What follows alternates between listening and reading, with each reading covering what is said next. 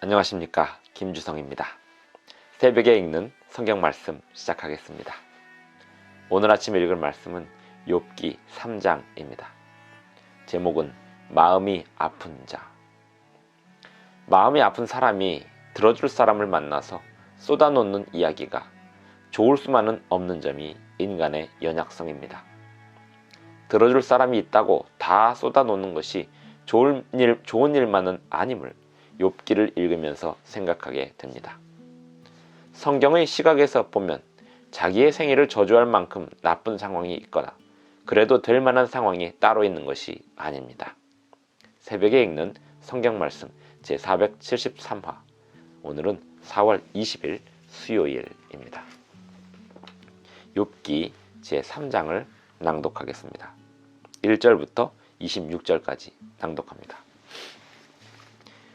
그 후에 욥이 입을 열어 자기의 생일을 저주하니라. 욥이 입을 열어 이르되 내가 난 날이 멸망하였더라면, 산의 아이를 베었다 하던 그 밤도 그러하였더라면, 그 날이 캄캄하였더라면, 하나님이 위에서 돌아보지 않으셨더라면, 빛도 그날을 비추지 않았더라면, 어둠과 죽음의 그늘이 그날을 자기의 것이라 주장하였더라면, 구름이 그 위에 덮였더라면, 흑암이 그날을 덮었더라면, 그 밤이 캄캄한 어둠에 잡혔더라면, 해의 날수와 달의 수에 들지 않았더라면, 그 밤에 자식을 베지 못하였더라면, 그 밤에 즐거운 소리가 나지 않았더라면, 나를 저주하는 자들 곧 리워야단을 격동시키기에 익숙한 자들이 그 밤을 저주하였더라면, 그 밤에 새벽별들이 어두웠더라면, 그 밤이 광명을 바랄지라도 얻지 못하며 동틈을 보지 못하였더라면 좋았을 것을.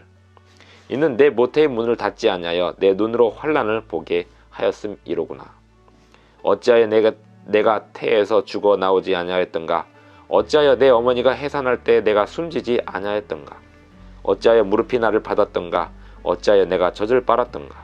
그렇지 아니하였던들 이제는 내가 평안히 누워서 자고 쉬었을 것이니, 자기를 위하여 폐허를 일으킨 세상 임금들과 모사들과 함께 있었을 것이요, 혹시 금을 가지며 은으로 집을 채운 고관들과 함께 있었을 것이며, 또는 낙태되어 땅에 묻힌 아이처럼 나는 존재하지 않았겠고 빛을 보지 못한 아이들 같았을 것이라. 거기서는 악한 자가 소요를 그치며, 거기서는 피곤한 자가 쉼을 얻으며, 거기서는 갇힌 자가 다 함께 평안히 있어 감독자의 호통 소리를 듣지 아니하며, 거기서는 작은 자와 큰 자가 함께 있고 종이 상전에게서 놓이느니라. 어찌하여 고난당하는 자에게 빛을 주셨으며 마음이 아픈 자에게 생명을 주셨는고? 이러한 자는 죽기를 바라도 오지 아니하니, 땅을 파고 숨긴 보배를 찾음보다 죽음을 구하는 것을 더하다가 무덤을 찾아 얻으면 심히 기뻐하고 즐거워하나니, 하나님에게 둘러싸여 길이 아득한 사람에게 어찌하여 빛을 주셨는고? 나는 음식 앞에서도 탄식이 나며 내가 앓는 소리는 물이 쏟아지는 소리 같구나. 내가 두려워하는 그것이 내게 임하고 내가 무서워하는 그것이 내 몸에 미쳤구나. 나에게는 평온도 없고 안일도 없고 휴식도 없고 다만 불안만이 있구나. 욥기 3장 1절부터 26절까지 읽었습니다. 욥이 입을 열어 자기의 생일을 저주하니라. 얼마나 고통스러우면 이렇게 되었을까요? 그러나 성경의 시각은 그럼에도 불구하고 자기의 생일을 저주할 만큼 고통스럽고 합당한 상황이 따로 있다고 이야기하지 않습니다. 욥은 지금 이 말에 대하여 나중에 회개하고 후회하는 날이 옵니다. 하지만 지금의 욥은 많은 고통받는 사람들이 공감하는 말들을 하고 있습니다. 많은 사람들이 비난하고 저주하고 원망하는 소리에 공감합니다. 왜냐하면 자기가 처한 상황도 매우 고통스러울 수 있기 때문입니다. 하지만 그런 경우에조차도, 심지어 자기의 생일을 저주할 만큼 고통스러운 경우조차도 사람들을 의지하거나 사람들에게 자신의 이야기를 쏟아놓는 것이 다 좋은 일은 아님을 욥의 경우에서 알 수 있습니다. 욥의 이야기를 또는 욥의 이야기를 들으러 또는 위로하러 사람들이 찾아왔습니다. 그들 앞에서 일주일을 지내고 나서 욥이 입을 열어서 자기의 생애를 저주합니다. 아마도 고통 가운데 처하였다가 사람을 만나고 또 과거의 친구들을 만나니 마음이 놓였을 것입니다. 그러나 그 마음의 놓임은 그 연약성을 발휘하게 됩니다. 욥이 입을 열어 이르되 내가 난 날이 멸망하였더라면 사내 아이를 베었다 하던 그 밤도 그러하였더라면 차라리 태어나지 않았더라면 좋았을 것을 이라는 내용으로 욥은 욥기 3장에 말들을 쏟아 놓습니다.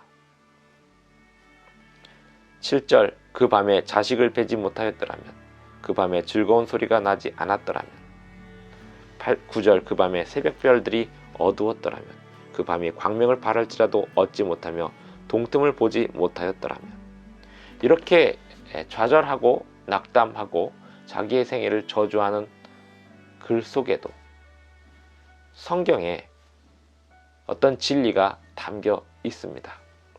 그것은 죽음이 주는 속성, 특징, 죽음의 특징입니다. 어떤 사람들은 생각하기를 사람이 죽으면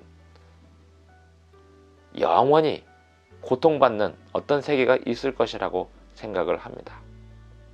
하지만 욥기에 의하면 죽음이나 태어나지 않은 세계는 평안의 세계고 모든 것에서 노연하는 세계입니다.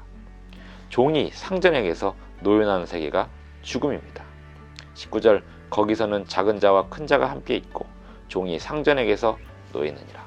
큰 자든 작은 자든 죽으면 의식이 없습니다. 그리고 모든 것에서 노여납니다. 자기의 생애를 저주하는 욥의 입에서 죽음이 무엇인지 태어나지 않음이 무엇인지 그 부분에 대하여 노래하고 있습니다. 일찍이 그 이후에 욥기 이후에 솔로몬의 전도서에 보면 차라리 낙태된 자가 더 낫다라고 하는 그 허무함에 대한 노래가 있기도 합니다. 죄악된 세상에서 죄악 속에 살다가 가는 사람은 차라리 태어나지 않는 게 나은 것입니다. 예수님께서 유다에 대하여 예수님을 배신하고 또 멸망에 이른 유다에 대하여 그 사람은 차라리 나지 않았더라면 좋았을 것이다 이렇게 말합니다. 욥이 자기의 생애를 저주하는 가운데서도 성경의 진리가 그 안에 내포되어 있는 것입니다.